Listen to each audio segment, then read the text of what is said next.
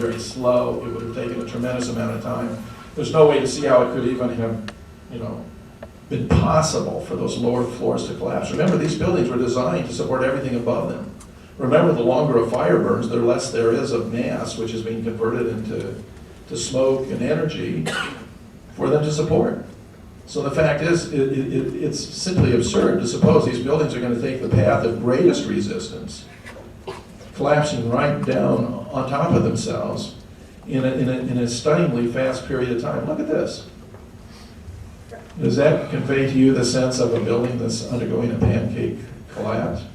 Or does that look to you something more like a building that's being decimated, pulverized, turned into very fine dust? It's an astonishing phenomenon, and still you stop and look at it. It's really hard to believe that's what's actually taking place, and yet it's taking place before your very eyes. So here's the North Tower. The time estimates in the 9/11 Commission report on page 305, you can find the 9/11 Commission stating very baldly that the South Tower came down in 10 seconds. 10 seconds. Now I say, think about that. 10 seconds. These are 110-story buildings, right?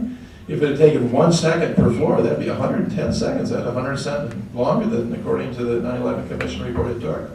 If it was only half a second, that'd be 55 seconds. 45 seconds longer than the 9/11 Commission report. Free fall through a vacuum without even air resistance is nearly 10 seconds. Okay? So this is a fairly stunning event.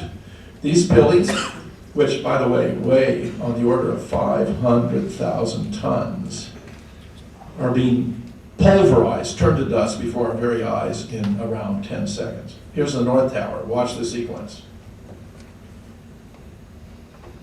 Once again, in about 10 seconds, you have this taking place. Now, Judy Wood, who has degrees in civil engineering and engineering mechanics and in materials engineering science, whom I consider to be the single most qualified student of 9/11, has offered two alternative models. Here is basically the pancake collapse model.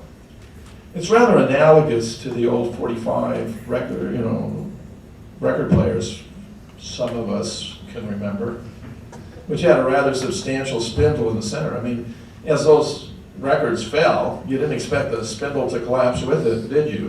And here, yet, the government, you see, is suggesting when you have those floors collapsing, then one wants to ask, well, but what about the spindle? It just sort of disappears along the way, okay?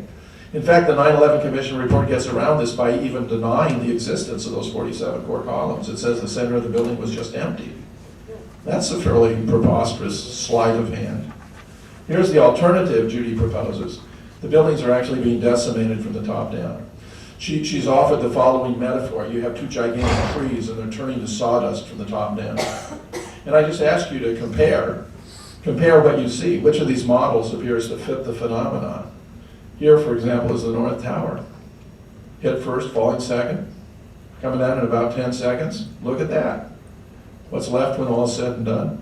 A whole lot of dust.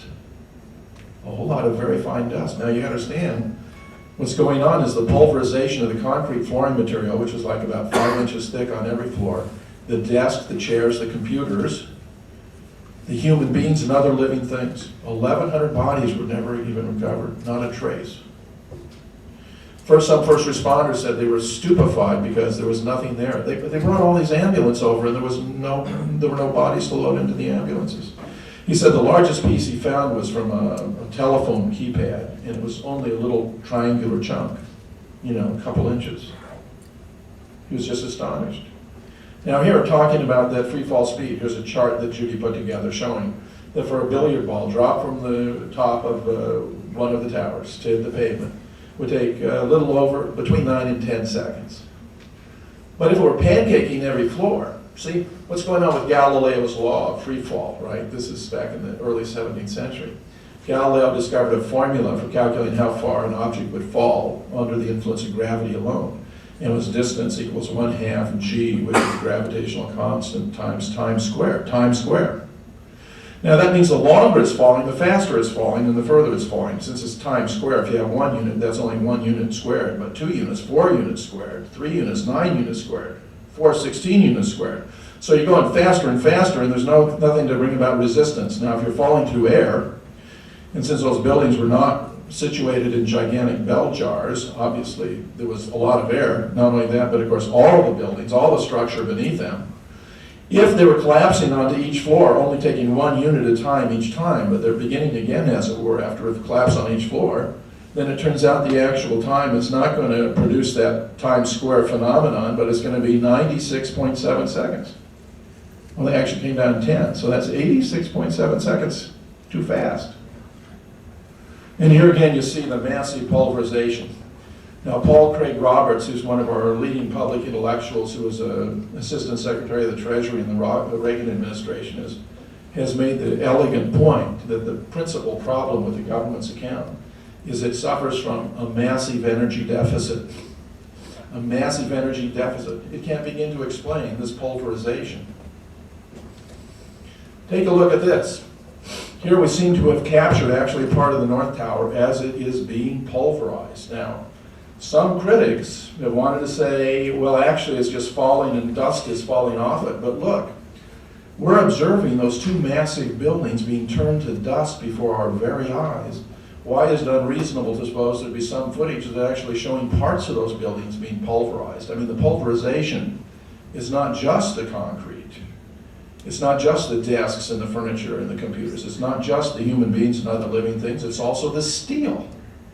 It's being pulverized. So here we have what appears to be a part of the North Tower as it's being turned into dust. Now, here's the result when it was all said and done. Massive devastation. Massive devastation.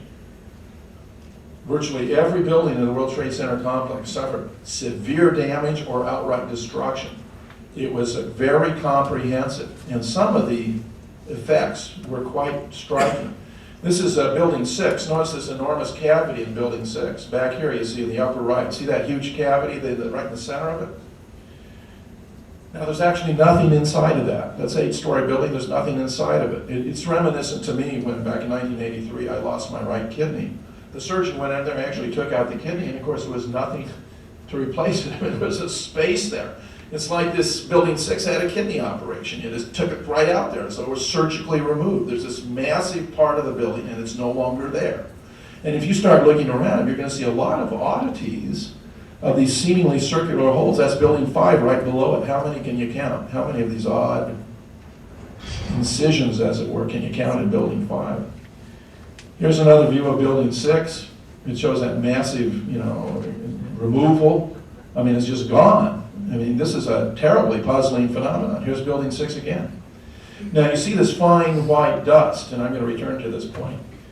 The claim would be made that this dust is actually smoke because there are massive pools of molten metal that continue to burn 3, 4, 5 weeks later. There's an alternative hypothesis about that, however, that contradicts that idea of these massive pools of molten metal, which is this is residue of molecular dissociation, that the way in which those buildings were blown apart required something so powerful that it could actually break the molecular bonds that held the materials together, and that what you have here is residual effects from that molecular dissociation. And that the story about the molten metal is actually simply an explanation to explain an otherwise very odd phenomenon. So I'm going to pursue that and talk about this business of whether or not there appear to have been these pools of molten metal.